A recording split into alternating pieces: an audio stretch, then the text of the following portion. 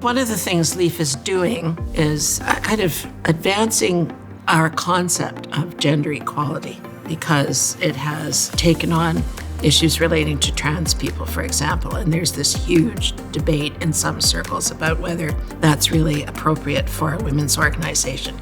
But LEAF says, no, it is appropriate for a women's organization. So I was hoping that 20 years ago we would have said, LEAF's work is done, but I was wrong. And indeed, LEAF continues to play a really critical role in advancing and sometimes just maintaining the gains that we've had. And so it continues to be needed. I think of LEAF's impact on a whole broad range of issues that relate to women in the workplace. And in the early days, LEAF intervened in the Supreme Court cases that established fundamental principles around sexual harassment being sex discrimination, pregnancy discrimination as sex discrimination.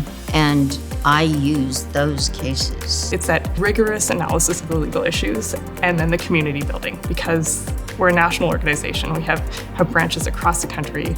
We have people who know what's going on in those local areas, and they can, use the LEAF network, use LEAF's knowledge and resources.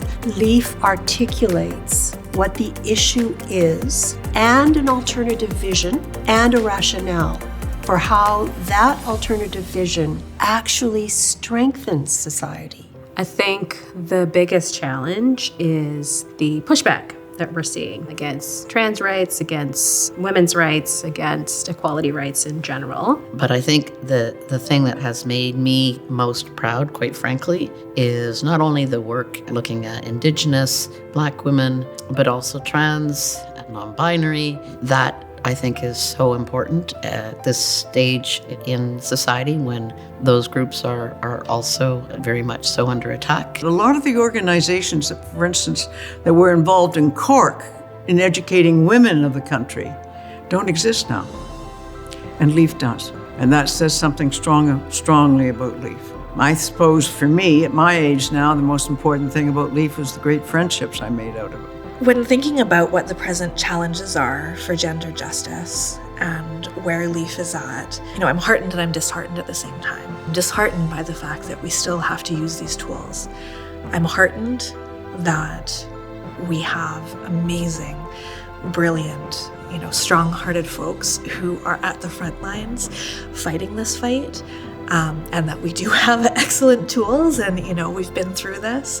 I am happy that LEAF is here 40 years on, and sad that there's still such a profound need for LEAF, but I'm hopeful that LEAF is set to meet those challenges as they become increasingly more important due to the changing nature of our politics.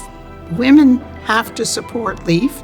Women have to support women's organizations that speak for us, because nothing is going to be handed to any of us. I can't imagine a legal world without LEAF. There is no competition in the field of what LEAF does. I'm grateful that we now have generations upon generations of people who have kept LEAF aware of what life is, so that we are not sort of fighting the battles of yesterday or fighting the battles of today with the instruments of yesterday. That it's so important that you keep the work going. And I think the work is yours now.